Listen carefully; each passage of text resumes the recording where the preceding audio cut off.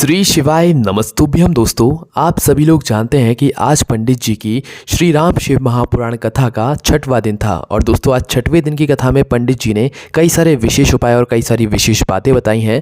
आज की कथा की पूरी जानकारी हम आपको इस वीडियो में देने वाले हैं। तो दोस्तों, सबसे पहले हम लोग बात करते हैं उपायों के बारे में जो कि पंडित जी ने अपनी आज की कथा में बताया है।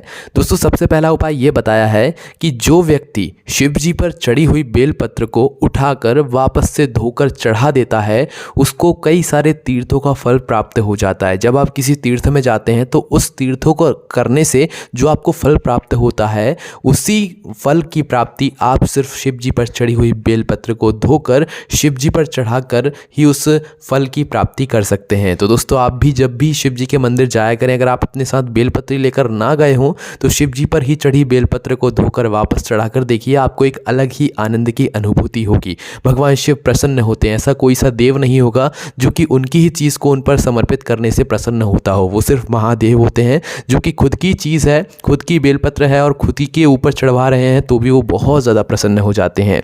उसके बाद में दोस्तों, अगला उपाय पंडित जी ने ये बताया है कि आप लोगों को जो है शिव जी के मंदिर जब आप लोग जाते हैं तो जब शिव जी के मंदिर से आप लोग लौटें तो लौटते समय शिव जी के चौखट की रज अपने माथे से ज़रूर लगाया कीजिए, क्योंकि इसका एक अलग महत्व होता है। जो भी व्यक्ति शिव जी के मंदिर जाकर लौटते समय शिव जी के मंदिर से जो है उनके चौखट की रज अपने माथे पर लगा लेता है या शिव जी की चौखट पर अपना माथा टेक कर आता है, भगवान उसके जीवन से सारी दुख और समस्याएं दूर कर देते हैं, है ना। उसके बाद में दोस्तों, पंडित जी ने जो अगला उपाय बताया है वो ये है कि अगर आप लोग शिव जी के मंदिर जाकर शिव जी पर चढ़े हुए जल को इन 3 जगहों पर लगा लेते हैं तो आपके जीवन में कभी आपको दुख और परेशानियों का सामना नहीं करना पड़ेगा। आप भले ही शिव जी के ऊपर 1 लोटा जल चढ़ाने गए हों ना गए हों, आप शिव जी के दर्शन करने गए हैं ना, तो शिव जी पर चढ़ा हुआ जल जो जलाधारी से गिर रहा है उस जलाधारी के जल को, मतलब शिव जी पर चढ़े हुए स्पर्श किए हुए जल को अगर आप अपने शरीर के इन 3 स्थानों पर लगा लेते हैं तो भगवान शिव आपके जीवन से सारी दुख और समस्याओं को दूर कर देते हैं। तो वो कौन सी 3 जगह हैं वो आप लोग सुनिए।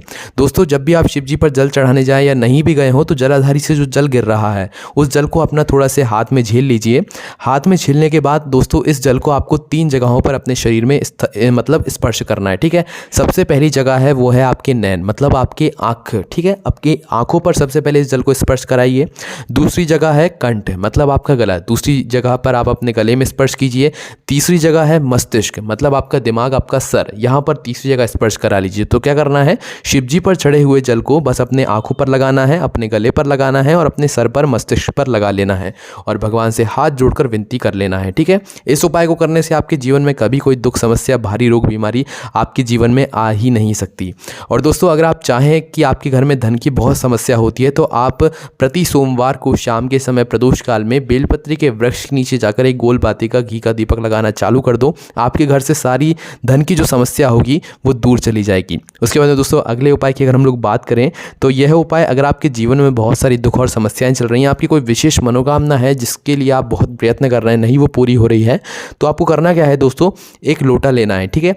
1 लोटे के अंदर जल भरना है। जल भरने के बाद उसमें डालना है थोड़ा सा चंदन, मतलब 1 चुटकी चंदन ले लो। उस चंदन को, पीले चंदन को जो है उसी जल के अंदर डाल लो, ठीक है। आप चाहें तो लाल चंदन भी डाल सकते हैं ना। तो चंदन को डाल लो। डालने के बाद दोस्तों, अपने साथ में रखो एक सफ़ेद फूल जो कि शिव जी पर समर्पित होता हो। कोई सा भी एक सफ़ेद फूल ले लो।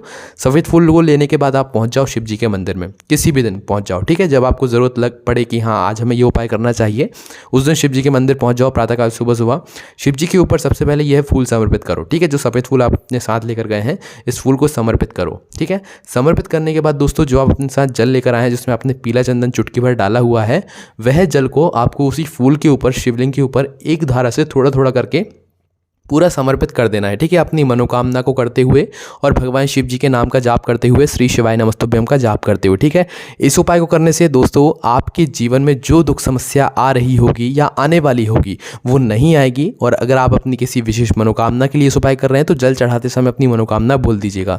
कुछ समय लगेगा, आप अपनी मेहनत करिएगा भगवान शिव जी को साक्षी मानकर, और निश्चित ही आपकी वह मनोकामना पूर्ण ज़रूर हो जाएगी। तो दोस्तों, ये कुछ विशेष उपाय थे जो कि आप लोग ज़रूर कर सकते हैं, आपके लिए बहुत लाभकारी होंगे। चलिए दोस्तों, अब बात बात करते हैं आज की कथा की वह विशेष जानकारियाँ जो कि आपको बहुत कुछ सिखा सकती हैं। और हमें कमेंट करके ये भी बताइएगा क्या आपने आज की कथा में ये सभी बातें सुनी या नहीं सुनी।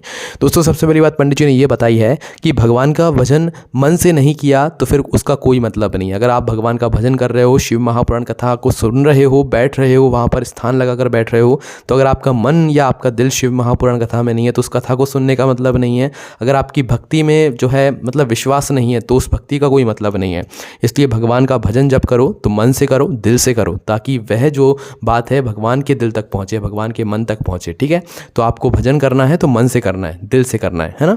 उसके बाद दोस्तों पंडित जी ने जो अगली बात बताई है वो ये बताई है कि हमारे सनातन धर्म को जो है आजकल बहुत ज़्यादा भटकाया जा रहा है। वो इसीलिए भटकाया जा रहा है ताकि जो आजकल के नवयुवक बच्चे हैं वो गलत राह पर जा सकें, वो अच्छे संस्कार ना सीखें। सबसे पहले उनके संस्कारों को तोड़ा जाता है ताकि वो सनातनी ना बन पाए। तो इसलिए सनातनी बनना चाहते हो तो अच्छी चीज़ों को सीखो, भगवान का भजन करो, भगवान की मस्ती में झूमते रहो, बस आनंद में झूमते रहो। उसके बाद में दोस्तों पंडित जी ने जो अगली बात बताई है वो ये बताई है कि हमारा सनातन धर्म ये कहता है कि जब भी पहले के ज़माने में जब स्त्रियाँ माताएँ या अपने मतलब कहीं पर जाती थीं तो वो अपने घर की दहलीज को जो है मतलब पैर पड़कर जाती थी, या पहले कहीं गोबर लीपा जाता था तो उस गोबर पर एकदम से नहीं चढ़ा जाता था, उस गोबर को पहले प्रणाम किया जाता था, क्योंकि वो गोबर गौ माता का है तो वहाँ पर लीपा गया है तो पहले उसको प्रणाम किया जाता था, उसको पैर पड़ा जाता था, उसके बाद हम जो है उस लिपे हुए गोबर के ऊपर चलते थे। ठीक है, पहले की ये कुछ परंपराएं थी, ये सनातन धर्म की जो है कुछ चीज़ें हैं जो कि पहले अपनाई जाती थी, आजकल जो है ये कहीं विलुप्त हो चुकी हैं। उसके बाद में दोस्तों पंडित जी ने अगली बात ये बताई है कि हमारे इस भारत देश में 20,600 नदियाँ मतलब बहती ही रहती हैं। कितनी? 20,600 नदियाँ हमारे इस भारत में बहती रहती हैं। तो दोस्तों पंडित जी ने ये बात बताई है कि हमारी इस भारत भूमि पर 20,600 जो नदियाँ बहती हैं इन सबको माता कहा जाता है। अगर आप लोग इन 20,600 नदियों में से एक की भी दर्शन ना कर पाओ, एक की भी डुबकी ना लगा पाओ, एक के भी पास जाकर पैर ना मतलब उनको स्पर्श ना कर पाओ, तो दोस्तों आप बस शिव महापुराण कथा में आकर बैठ जाना, आपको इन सभी नदियों का जो है फल मिल जाएगा। ऐसी बात पंडित जी ने अपनी आज की कथा में कही थी। उसके बाद दोस्तों जो पंडित जी ने अगली बात बताई है वो ये बताई है कि जो बार बार शिव कथा सुनता है उसको एक शिव कथा का आनंद आने लग जाता है। जब वो शिव कथा को सुनता है तो उसे एक अलग ही आनंद की अनुभूति होती है, और जो शिव कथा को एक बार सुन लेता है वो बार बार सुनता है क्योंकि उसके मन में आता है कि हाँ हमें एक और बार और सुननी चाहिए। क्योंकि दोस्तों जो शिव कथा को बार बार सुनता है उसके अंदर एक अनुभूति हो जाती है, फिर वो और लोगों को भी शिव महापुराण कथा से जोड़ता है, मतलब और लोगों का भी वो भला करता है। उसके बाद में दोस्तों पंडित जी ने जो अगली बात बताई है ये बहुत ही ज़्यादा अच्छी बात बताई है और इससे आपको बहुत कुछ सीखने को मिलेगा। दोस्तों सस्ता जो कपड़ा होता है उस सस्ते कपड़े को अगर आप लोग धोते हैं तो धोने के बाद उस सस्ते कपड़े का रंग निकल जाता है। वहीं पर एक महंगा कपड़ा होता है जिसको अगर आप लोग धोएंगे तो उसका कलर नहीं निकलेगा, उसका रंग नहीं निकलेगा। उसी प्रकार से पंडित जी ने उदाहरण को देते हुए समझाया कि जो साधारण व्यक्ति रहता है, ठीक है, मतलब जो साधारण व्यक्ति एक शिव महापुराण कथा को सुनने के लिए जा रहा है वह साधारण व्यक्ति अपने साथ और लोगों को भी जोड़ लेगा। क्योंकि जो साधारण एक कपड़ा होता है, सस्ता कपड़ा होता है, जब आप उसे बाल्टी में डालोगे और उसे एक महंगे कपड़े को भी डालोगे या सब कपड़ों को मिलाकर डालोगे तो जब वो सस्ता कपड़ा रंग छोड़ेगा तो वो पूरे कपड़ों को रंग देगा। उसी प्रकार से एक साधारण व्यक्ति भी जब मतलब शिव महापुराण कथा को सुनता है या किसी भी भजन को करता है तो वो अपने साथ सभी को जो है उसमें मिला लेता है। पर एक जो महंगा कपड़ा होता है वो क्या करता है, वो धुलता तो है पर वो अपने साथ किसी को रंग में नहीं छोड़ता, मतलब वो अपना रंग भी नहीं छोड़ता, ना ही अपने साथ किसी को मिलाता है। तो इसी प्रकार से जो वीआईपी लोग होते हैं वो तो सिर्फ कथा मतलब बहुत ही मुश्किल है कि वो कथा को सुनने कथा पंडाल में आ जाए। तो इसीलिए जो साधारण व्यक्ति होता है भगवान शिव उससे प्रसन्न होते हैं और वही सबसे सर्वश्रेष्ठ होता है। पंडित जी ने इस बात को आज की कथा में यहाँ पर समझाया है। उसके बाद दोस्तों अगली जो बात पंडित जी ने बताई है वो ये है, कथा सुनते हो पर याद नहीं रहती। किसी ने पंडित जी से ये सवाल किया होगा कि हम कथा सुनते हैं पर हमें याद तो रहती नहीं है तो हमें उसका फल कैसे मिलेगा। पंडित जी ने उदाहरण देते हुए बताया आज की कथा में कि आपने महीने भर पहले इस दिन इस समय क्या खाया, आपको पता है? नहीं पता ना, पर आपने खाया है। पर उस आपने जो खाया है उस खाए हुए का आपके शरीर के अंदर कुछ ना कुछ प्रतिशत खून बना है, ठीक है। वह खून आज भी आपकी रगों में आपके शरीर के अंदर दौड़ रहा है, ठीक है। मतलब आपको उसका फल मिला है ना।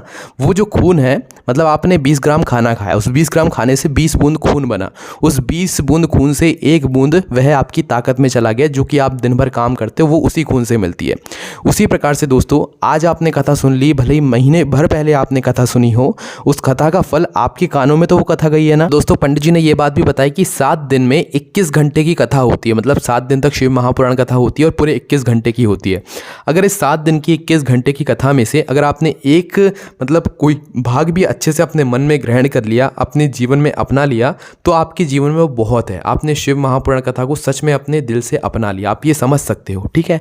तो इसी बात को समझाते हुए पंडित जी ने ये कहा कि आप भले ही कितने समय पहले ही शिव महापुराण कथा सुनो, भले ही आपको याद न रहती हो, पर उसका फल आपको हमेशा मिलता रहेगा। जिस प्रकार से आपके खाए हुए खाने का जो आपको खून है वो हमेशा आपकी रगों में दौड़ता रहता है, उसी प्रकार से दोस्तों शिव महापुराण कथा को सुनने का फल भी आपको आज भी मिलेगा, कल भी मिलेगा और मिलता भी हमेशा रहेगा, ठीक है। इस बात को पंडित जी ने अपनी आज की कथा में अच्छे से समझाया है। उसके बाद दोस्तों एक पत्र आज की कथा में आया और 2-3 ऐसे पत्र आए हुए थे जहां पर सिर्फ शिव जी पर चढ़ा हुआ जल और शिव जी पर चढ़ी हुई बेलपत्र का ऐसा चमत्कार दिखाया है कि जो लोग वेंटिलेटर पर थे वो भी वेंटिलेटर से आज बिल्कुल स्वस्थ खड़े होते हैं और शिव महापुराण कथा को सुनने पहुंचे हुए होते हैं।